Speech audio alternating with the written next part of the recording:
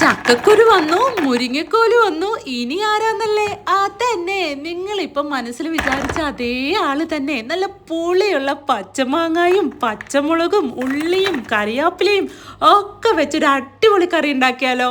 അപ്പം ചട്ടിയിലേക്ക് തൊലി കളഞ്ഞ് കഴുകി വൃത്തിയാക്കി രണ്ടായി മുറിച്ചെടുത്ത കുറച്ച് ചക്കക്കുരുവും കഷ്ണങ്ങളാക്കിയ മുരിങ്ങക്കോലും മാങ്ങായും എരിവിന് ആവശ്യത്തിന് പച്ചമുളകും കുറച്ച് കറിവേപ്പിലയും 1/4 ടീസ്പൂൺ മഞ്ഞൾപ്പൊടിയും ഒരു 3/4 ഗ്ലാസ് വെള്ളവും ഒഴിച്ച് 1/2 ടീസ്പൂൺ ഉപ്പും ചേർത്ത് മൂടി വെച്ച് വേവിക്കാനായിട്ട് വെക്കാം.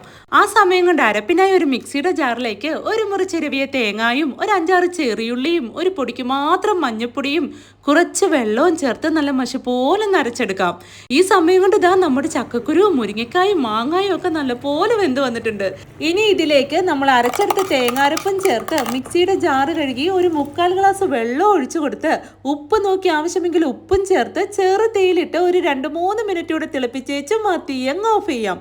ഇനി ചൂടായ എണ്ണയിലേക്ക് കുറച്ച് കടുകും കുഞ്ഞുള്ളിയും കറിവേപ്പിലയും ചേർത്ത് മൂപ്പിച്ച് ലാസ്റ്റ് കുറച്ച് കാശ്മീരി മുളക് പൊടിയും കൂടി ഇട്ട് കൊടുത്ത് ഇളക്കി മൂപ്പിച്ച് താളിച്ചൊഴിച്ച് ഇളക്കാതെ ഒരു 10 മിനിറ്റ് മൂടി വെച്ചേക്കണം.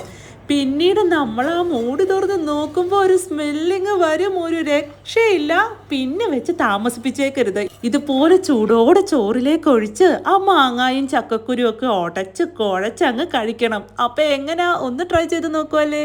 അപ്പോൾ ഇതുപോലുള്ള വീഡിയോസിനെ ഒന്ന് കമൻറ്റ് ഇടുക. കൂടാതെ ഇപ്പോൾ ഒന്ന് ഫോളോ ചെയ്യാനും ലൈക്ക് ചെയ്യാനും മറക്കല്ലേ. അപ്പോൾ ഓക്കെ, ബൈ.